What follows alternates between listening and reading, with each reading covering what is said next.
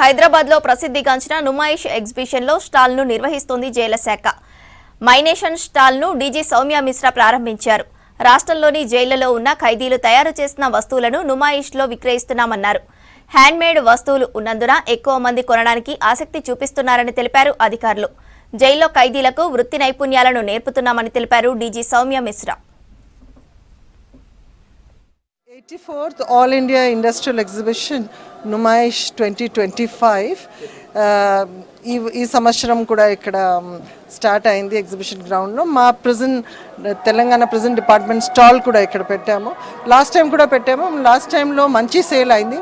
Almost 20,96,000 sale అయింది. So దాంట్లో government సెక్టర్లో మా stall prison stall was preferred as the best exhibition stall. So isari kuda we have displayed our prison products. I believe and that last time elaga it was very popular. Isari kuda alaga chaala mandi vachi ikkada nunchi కొంటారు. కొంటే prisoners కు కూడా this will be helpful. బాగున్నాయండి quality. మాకు మేము shop ఎత్తుక్కొని వచ్చాము. ఎప్పుడు వస్తాం మేము ఈ షాప్కి. ఇక మా వారు కూడా బాగా ఇంట్రెస్ట్గా వస్తారు. ఇక్కడ బాగుంటుంది అన్నీ టవల్స్, డోర్ మ్యాట్స్ అన్నీ బాగున్నాయండి.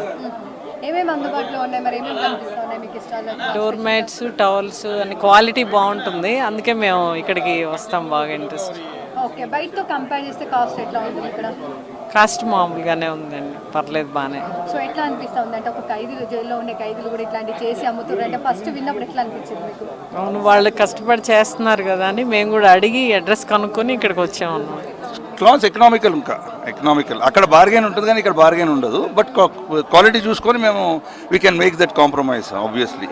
Because what is more important is we are doing for a cost, not for the question of saving 10 rupees, 100 rupees or no. It is only a cause for the people who are hardened criminals and criminals who have been working so hard to earn some money, and when they go, they get some money. So we have to contribute from the society, we have to contribute for the rehabilitation.